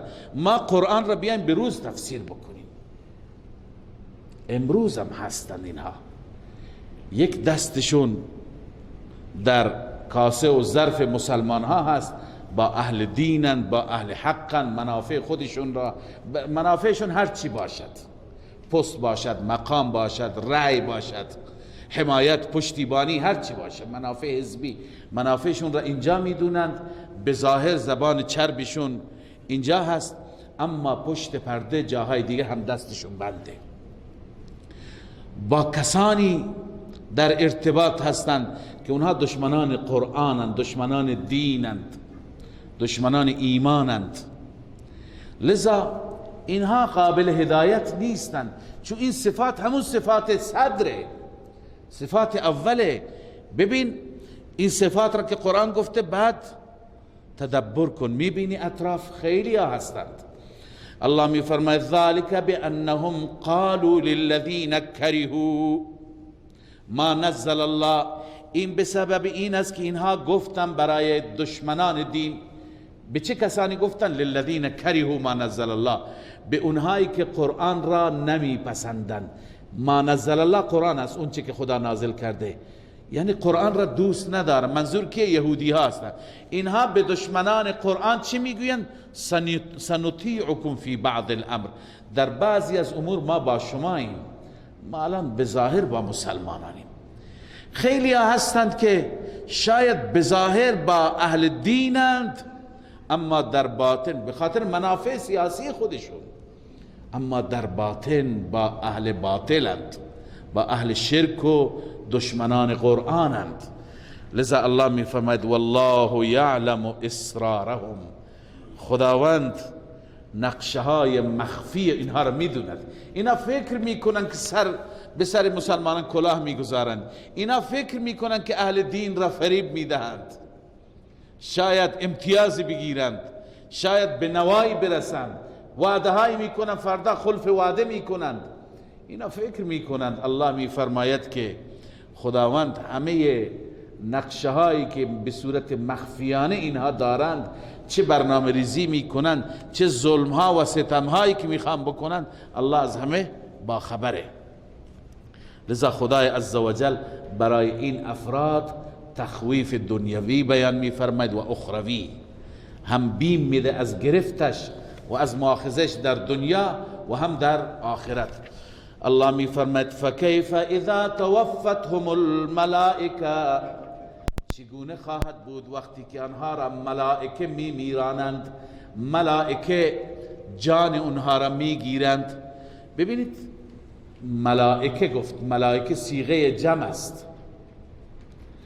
معلوم میشه که ملک موت، ملک الموت یکی نیست، هزاران و میلیون ها هست. عزرائیل در رأس کاره، چون بعضی وقتا مردم سوال میکنن در آن واحد، در لحظه واحد هزاران نفر میمیرن، تو امریکا میمیرن، تو اروپا میمیرن، تو آسیا میمیرن، همه را اسرائیل چطور جانشون را میگیرد؟ پس ملائکه جان میگیرند. اسرائیل فرماندهی را به دست دارد، مدیریت را در اختیار دارد، اما میلیون ها مأمور دارند. لذا وقتی که انسان ها جانشون گرفته بشه، صدها فرشته، هزاران ملک اونجا چی میشن؟ حاضر میشن. لذا الله میفرماد فکیف اذا توفتهم الملائکه، چگونه خواهد بود وقتی که این انسان های منافق را ملائکه روحشان را میگیرند. یضربون وجوههم و ادبارهم، میزنند چهره هایشون را و پشتشون را. ملائکه وقتی که روح انسان را قبض میکنه، در همون زمان عرض کنم توپ و تشر شروع میشه، کتک شروع میشه. از آیه معلوم میشه، در حدیث شریف هم است که ملائکه رحمت وقتی که پیش نیکان میآیند، با چه رفقتی، با چه محبتی، با چه شفقتی، لذا روحش را میگیرند در دستمال ابریشمی، اونطوری که مراد هست، والله اعلم. اما ملائکه وقتی که ملائکه خشم و غضب و عذاب که بیایند، کسی که میخواد جان بده، انسان فاجر و فاسق و کافری باشد، میزنن اون را. یالله، اینجا معلوم میشه که هم چهرهش را میزنند، تو گوشی بهش میزنند، سیلی میزنند، و هم پشتش را میزنند. و در حدیث میگن که یالله روحت را بیرون کن. اون نمیخواد، هی درگیره. از یک طرف فرشته میخواد روحش را بگیره، این چون که میدونه بعد از این خیلی خطرناکه برای من، نمیخواد از این دنیا بره. لذا الله میفرماید یضربون وجوههم و ادبارهم، میزنند چهره هایشون را و پشتشون را میزنند، شلاق میزنند. چرا این بدبخت از همین ابتدا با عذاب و با بدبختی مواجهه؟ به دلیل اینکه ذالک بانهم اتبعوا ما اسخط الله، این به دلیل این هست که این انسان ها پیروی کردند از اون مسائلی که الله را به خشم میاره. اینها دنبال گناه بودند، دنبال معصیت بودند، دنبال فتنه و فساد بودند. و کرهوا رضوانه، و اینها نپسندیدند رضای الله را، رضای مولا را اینها ناپسند داشتند. فاحبط اعمالهم، الله اعمال اینها را چی کرد؟ برباد کرد، تباه کرد. عملی دیگه برای اینها نمونده، همش سیئات و بدیها مونده. ام حسب الذين في قلوبهم مرض ان لن يخرج الله اضغانهم. اینجا زجر و توبیخ برای منافقین. خداوند واقعا رحمان است، مهربان است. رحمان صفت خداست که شامل کافرم میشه، شامل مؤمنم میشه. اما رحیم نه، رحیم فقط شامل مؤمن میشه. به همین خاطر من در سوره فاتحه هم خدمت شما عرض کردم، در مناجات بعضی گفتن یا رحمان الدنیا و رحیم الاخره، یعنی ای ذاتی که تو رحم میکنی در دنیا. در دنیا خدا هم به کافر نان میده، هم به مسلمان میده. به کافر سلامتی و تندرستی میده، به مؤمن هم میده. اما در آخرت فقط به مؤمن میده، به کافر هیچ خیری نمیرسد. خب یکی از اثرات رحمان در دنیا اینه که خدای عزوجل همونطور که آبروی مسلمان را در دنیا حفظ میکنه، آبروی منافق را هم حفظ میکنه. گاهی ما شاید از روی هوای نفس باشه یا از روی احساسات بیجا باشه، ما گاهی میگیم چرا منافقین این همه کارشکنی میکردند، این همه خیانت میکردند، چرا خدا اینها را برملا نکرد؟ چرا نامشون را نگفت تا همه بشناسن اینا منافقند؟ اما دنیا دارالجزا نیست که خدا در همین دنیا عذاب بده و جزا بده. لذا خداوند اسامیشون را ظاهر نکرد، حتی برای رسول الله مشخصشون نکرد مگر تعدادی را. در اینجا هم خداوند به پیغمبرش میگه شما با علائم میشناسید، ما اگر بخواهیم نشونتون میدیم. اما خدا پرده‌دری منافق را هم نمیکنه در دنیا. چقدر مهربان است، چقدر رحمان است.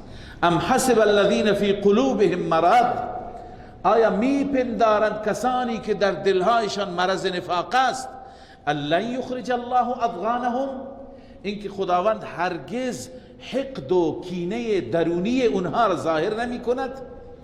اونها درونشون آتش بود، درونشون بغض و کینه و عداوت بود.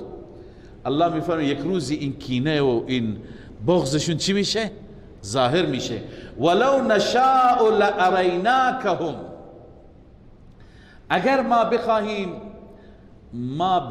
ما به شما نشونشون میدهیم ای محمد رسول الله.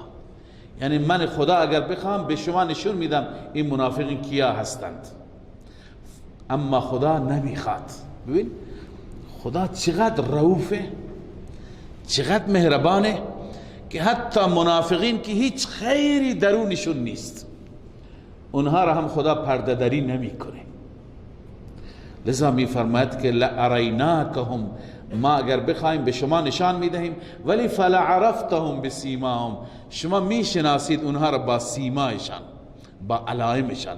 منافق معمولا چرب زبانه، قسمهای غلیظ و قسمهای بزرگ میخوره و هی اظهار ارادت میکنه، اظهار محبت میکنه، چاپلوسی میکنه. ولتعرفنهم فی لحن القول، شما میشناسید آنها را در لحن قول، وقتی که سخن میگوین از لحنشون میشناسید. بعضی وقتا خداوند به بعضی از بندگان مؤمن هم این فراست را میده. این علم غیب نیست، این فراست است. کسی میاد به شما نسبت به شما اظهار محبت میکنه، شما تشخیص میده از ته دل است یا همینطور ظاهریه به خاطر منافع است. لذا الله میفرماید که والله یعلم اعمالکم، این ترغیب به سوی اخلاص. خداوند اعمال شما را میدوند ای مسلمان، ای انسان ها، هر کارتون برای خدا باشد، خدا از حقایق خبر دارد.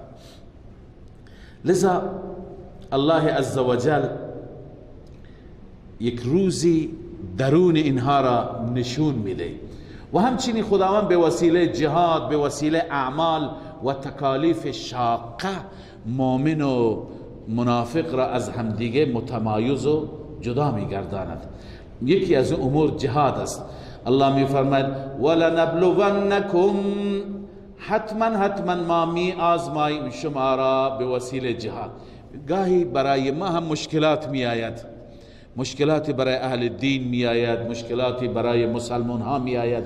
اینجا هم خدا میخواد نشون بده که کی راسخ فی العقیده هست، کی سسته، کی مؤمن واقعی دلسوز خیرخواه هست، کی واقعا میره سر خودش را پناه میکنه تا حداقل همون رزق و روزی خودش قطع نشه. الله میفرماید ولنبلونکم حتی نعلم المجاهدین منکم والصابرین، ما شما را با امور شاقه، با امور سخت امتحان میکنیم حتی که ما ظاهر کنیم. خدا که علم داره، این نعلم به معنی چی هست؟ علم ظهور، ای نظهر، تا که ظاهر کنیم، مشخص کنیم، حتی که ما ظاهر کنیم مجاهدین را از شما، و الصابرین، اونهایی که در راه الله صبر و استقامت دارند، و نبلو اخبارکم، ما میخواهیم اخبار شما را مورد امتحان قرار بدهیم. حال اینجا انسان ها دو گروهند. ان الذين كفروا وصدوا عن سبيل الله، بدون شک کسانی که کفر کردند و از راه خدا باز داشتند، و شاق الرسول، کسانی که با رسول مخالفت کردند، من بعد ما تبین لهم الهدى، بعد از اینکه هدایت برایشان ظاهر شد، لن یضر الله شیئا، اینها هرگز به خدا ضرر نمیرسانند. امروز هم هستن متاسفانه منافقینی که شاید از دست بعضی مسلمان نماها آسیب دیدند، ضرر دیدند، اما مخالفت با رسول الله داره نشون میده. خیلی الان فتنه ارتداد از تو فضاهای مجازی گاهی مطالب انسان میخونه، مثلا از دست فردی ناراحته، از دست آخوندی ناراحته، از دست یک مذهبی ناراحته که در حقش ستم کرده، یا حکومتی که در حقش ظلم کرده. الان تاخت و تازش بر قرآن است، بر رسول الله است، بر اسلام. اسلام را بد و بیرا میگه، لذا اینها به خدا ضرر نمیرسانند، این آخرت خودشون را خراب میکنند، بدبخت میشند. لذا الله میفرماید ان الذين كفروا وصدوا عن سبيل الله، بدون شک کسانی که کفر کردند و باز داشتند از راه خدا، و شاق الرسول، و کسانی که مخالفت کردند با رسول، من بعد ما تبین لهم الهدى، بعد از اینکه هدایت برایشان روشن شد، بعد از اینکه قرآن همه چیز را مشخص کرد، اینها با کفرشان، با بیادبی هایشان، با گستاخی هایشان، لن یضر الله شیئا، اینها هرگز خدا را ضرر نمی رسانند، و سیحبط اعمالهم، الله ان قریب تمام اعمالشون را تباه می کند، برباد می کند. لذا الله عزوجل به ما مسلمانان خیرخواهی می کند و می فرماید شما سعی کنید عملتون ضایع نشه. یا ایها الذین آمنوا اطیعوا الله و اطیعوا الرسول، ای مؤمنین شما در زندگیتون اطاعت الله را و اطاعت رسول الله را لازم بگیرید. ولا تبطلوا اعمالکم، اعمالتون را باطل نکنید، بنسبت به مخالفت الرسول و شرک. شما شرک نکنید، مخالفت رسول الله نکنید که اعمالتون ضایع میشه، اعمالتون تباه و برباد میشه. ان الذين كفروا وصدوا عن سبيل الله، اونجا ما خواندیم صفات مشرکین را، اینجا هم همون صفات را میخوانیم، اما فرقش اینه که اینجا تخویف اخروی اضافه هست بر اون صفات. تخویف اخروی چی میشه؟ مرتب میشه. ان الذين كفروا وصدوا عن سبيل الله، بدون شک کسانی که کفر کردن خودشان، و صدوا عن سبیل الله، دیگران را هم از راه خدا باز داشتند، از طریق تبلیغات، از طریق رسانه، از طریق ماهواره، فضای مجازی مبارزه میکنن با مذهبیون، با اهل دین، با اهل قرآن. الله می فرماید ثم ماتوا و هم کفار، سپس اینها می میرند در حالی که کفارند، یعنی با کفر می میرند و از این دنیا می روند. فلن یغفر الله لهم، این نتیجه اخروی هست، خساره اخروی. هرگز خدا اینها را نمی بخشد. کسی که با کفر از این دنیا بره، الله نجات بده ما را، هرگز خدا اون را نمی بخشه. لذا آخر الله عزوجل خطاب می فرماید به ما مسلمانان، فلا تهنوا، ای بندگان من شما سست نباشید، ولتدعوا الى السلم و انتم الاعلون، و شما این تدعو عطف بر فلا تهنوا، یعنی شما به سوی صلح نخوانید زمانی که شما چی هستید؟ شما پیروز هستید، شما غالب هستید. منظور چیه؟ گاهی در نبرد با دشمنان هستیم، شرایط جنگی ما شرایط خوبی هست، ما دست بالا را داریم و شرایط به نفع ماست. الان میاند پیشنهاد میکنن آتش بس، الله میفرماید شما الان آتش بس را نپذیرید که این تاکتیکی هست، این نیرنگی هست و توطئه‌ای هست برای شما، برین تا پیروزی. فلا تهنوا ولا تدعوا الى السلم، شما صلح را نپذیرید، شما به سوی صلح نخوانید. البته وقتی که شرایطی بود که صلح برای ما بهتره، خدای عزوجل به ما اختیار داده، اونجا ما صلح را پیشنهاد میکنیم. اما اینجا میفرماید به سوی صلح فرا نخوانید و انتم الاعلون، زمانی که شما چی هستید؟ پیروز میدان، شما برتر میدان. اما وقتی که دیدیم شرایط طوری هست، خدای عزوجل به بندگان مؤمنش فراست داده، یک دنده نباشیم به هر شرایطی بگیم باید بجنگیم. در بعضی شرایط امکان داره جنگ به ضرر ما باشد. بعضی ها این حکمت های قرآنی را نمی بینند، فقط و قاتلو را می خوانند، بجنگید. نه، در شرایطی که جنگ به نفع ماست می جنگیم، در شرایطی که صلح به نفع ماست صلح می کنیم. چنانچه روی همین آیه امام ابن کثیر رحمه الله در تفسیر ابن کثیر نوشته فاما اذا الكفار فیهم قوة و کثرة، اما زمانی شرایط طوری بود که کفار قدرتشون بیشتر بود و زیادتر بودن، بیشتر بودن بالنسبت الى جمیع المسلمین، نسبت به همه مسلمانان. و رأى الامام فی المهادنة والمعاهدة مصلحة، و امام مسلمانان، کسی که در رأس مسلمانان هست، امیر مسلمانان، اون به صلاح مسلمانان میبیند که صلح بکند و معاهده ببنده، قرارداد ببنده. فله ان یفعل ذلك، برای امام مسلمین هست که این کار را بکند، یک دنده‌ای نکند و همش جنگ نکند، جنگ نگوید. كما فعل رسول الله صلی الله علیه و سلم حين صده کفار قریش عن مکه، چنانچه رسول الله صلی الله علیه و سلم در معرکه حدیبیه که انشاءالله در سوره فتح میخوانیم همین کار را کردند.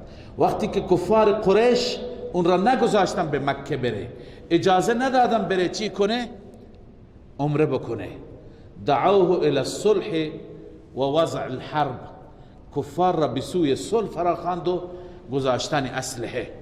لذا وقتی که شرایط ناجوری باشد باید ما بر اساس شرایط پیش بریم، بر اساس تدبیر پیش بریم. رسول الله صلی الله علیه و سلم فرمود الحرب خدعه، جنگ نوعی سیاست است، فریب دشمن است، تاکتیک است. لذا از این تاکتیک ها که خداوند ما را اجازه داده باید حد اکثر استفاده را داشته باشیم. لذا الله می فرماید که وقتی که انتم الاعلون هستید، شما پیروز میدانید، شما دست بالا را دارید، سست نشید، به سوی صلح هم پیشنهاد ندهید. والله معکم ولن یترکم اعمالکم، علت اینه که خدا با شماست، خدا شما را موفق میگرداند، این در دنیاست و در آخرت. ولن یترکم اعمالکم، هرگز اعمال شما را خدا ضایع نمیکنه. شما نتیجه این اعمال، این ایثار، این از خود گذشتگی، این رشادت ها را دریافت خواهید کرد. انما الحیات الدنیا لعب و لهو، ببین چیزی که مانع جهاد میشه همینه. در آخر خداوند مانع جهاد را ذکر کرده، زرق و برق دنیا، تجملات دنیا، انهماک و غرق شدن در لذات دنیا. اینقدر انسان نباید دل ببندد، به قدری که حتی نسبت به احکام الهی انسان اکراه داشته باشد، نسبت به جهاد اکراه داشته باشد. الله می فرماید انما الحیات الدنیا لعب و لهو، جز این نیست که زندگی دنیا لعب و لهو است، بازیچه و سرگرمی است. حقیقتا بازیچه و سرگرمیه. انسان زحمت میکشه، ساختمانش را میبنده، باغش را درست میکنه، 10 سال 20 سال 30 سال الان میمیره، همین چیز میمانه. انسان بیهوده داره میکنه. و این تؤمنوا و تتقوا، اصل تو دنیا اینها ارزش دارن. اگر شما به خدا ایمان داشته باشید و تقوا داشته باشید، ایمان، تقوا، خدا ترسی، یؤتکم اجورکم، الله به شما اجور و پاداش شما را میده. ولا یسألکم اموالکم، الله اموال شما را از شما نمیخواد، مالتون را همه را در راه خدا بدی، نه، یک بخشی را، یک چلم را. این یسألکموها فیحفکم، اگر خداوند از شما تمام مال را بخواد، فیحفکم، احفا میگویند از پایین، از ریشه، یعنی همه مال را بخواد به صورت مبالغه، تبخلو، اون وقت شما بخل میکنی، شما نمیدهی. به این خاطر خدای عزوجل بر اساس توان شما بر شما احکام را لازم میکنه. الله میفرماید بخشی را بده، بخش اندک و کوچکی را بده. و یخرج اضغانکم، اون وقت کینه های شما و حقد های شما را خدا ظاهر میکنن. در پایان الله عزوجل مجددا پایان سوره زجر برای منافقین بیان میفرماید که ای منافقین، شما صفاتتون اینه، اگر ادامه بدهید خداوند قادره که شما را از این دنیا ببره، گروه های دیگر، انسان های دیگر، افراد دیگر را جایگزین شما قرار بده و اگر توبه بکنید به نفع شماست. ها انتم هؤلاء تدعون لتنفقوا فی سبیل الله، آگاه باشید، خبردار، شما اینهایی که حاضر هستید، تدعون، شما فرا خوانده می شوید تا که خرج کنید در راه الله، لتنفقوا فی سبیل الله. منافقین یکی از صفات بارزشون بخل بود، مال دادن خیلی برایشون سخت بود. این صفت در ما مسلمان ها هم هست، خیلی صفات هستن که در میان مسلمان هست، خیلی مسلمان ها هستن که از نظر عملی نفاق دارن. پیغمبر خدا صلی الله علیه وسلم فرمود آیت المنافق ثلاث، علامت منافق سه تا هستند. اذا حدث کذب، سخن میگوید دروغ میگوید. اذا وعد اخلف، وعده میکند خلف وعده میکند. اذا اؤتمن خان، وقتی که امین قرار میگیرد به جای اینکه راز مردم را مخفی نگه در خان، خیانت میکند و افشاء سر میکند. قرآن میگه درباره منافقین اذا قاموا الى الصلاة قاموا کسالا، وقتی که میخوام به نماز برند کسلند. نماز مثل کوی بر از کنم شانه هایشون هست. این صفات مگه در ما نیست؟ صفات هست. لذا ببینی خطاب ما نباشیم اینجا، این صفات را ما میبینیم در وجود ما هم هست. الله میفرماید شمایی که فرا خوانده میشوید تا در راه خدا خرج کنید، فمنکم من یبخل، بعضی از شما هستند که بخل میکنند، زورشون میاد مال بدن در راه خدا. و من یبخل فانما یبخل عن نفسه، اینو بدونید که هر کسی بخل بکند در واقع بخل کرده از خودش، به خودش رحم نمیکنه.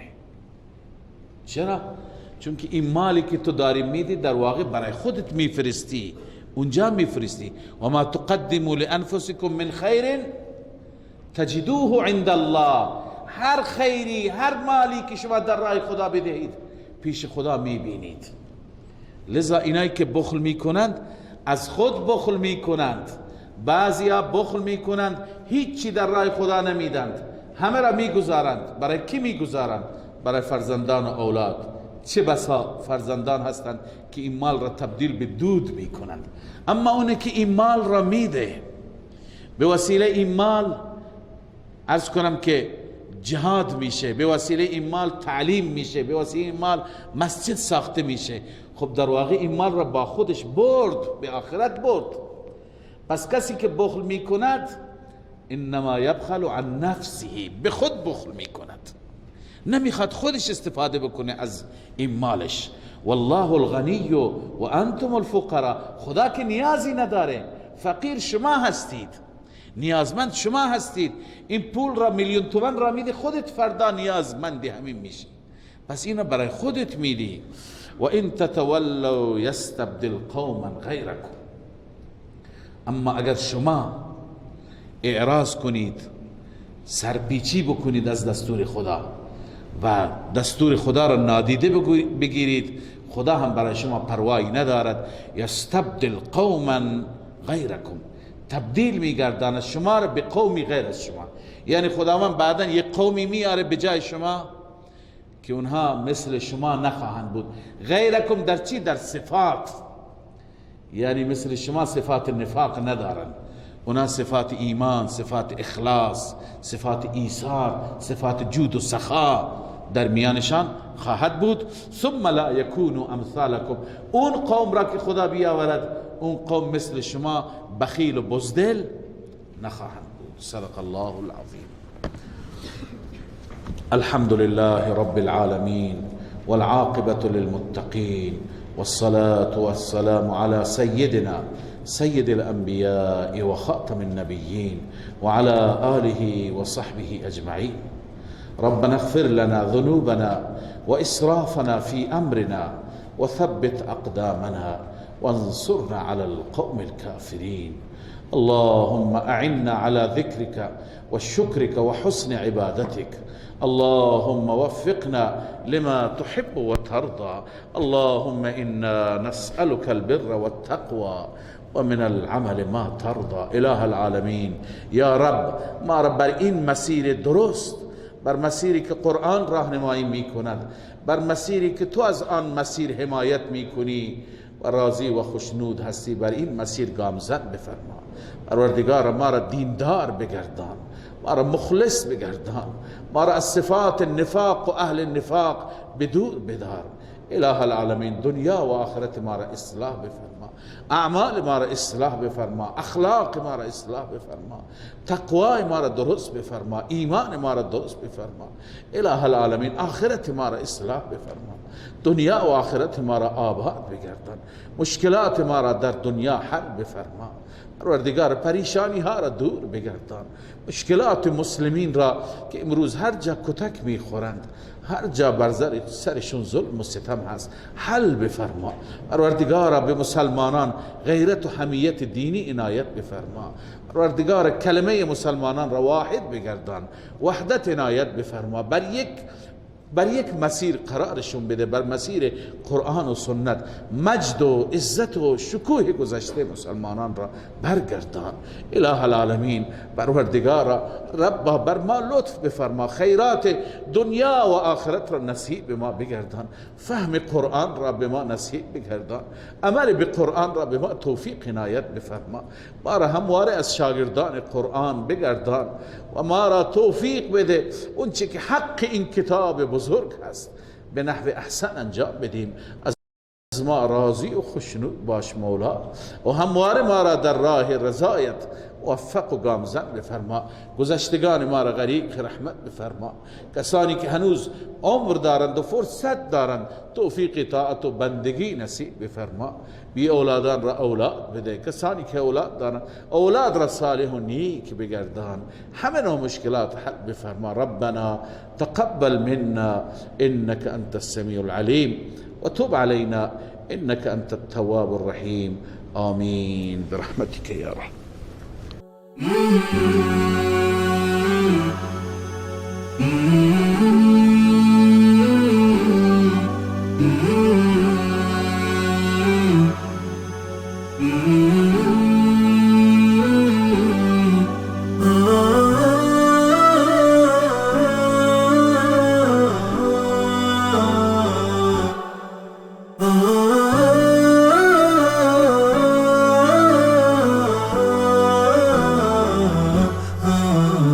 نداء الحق صوت قد شجاني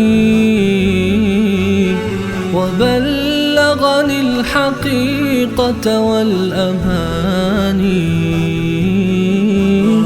وكان لي السبيل إلى المعالي ونورا للهداية والبيان.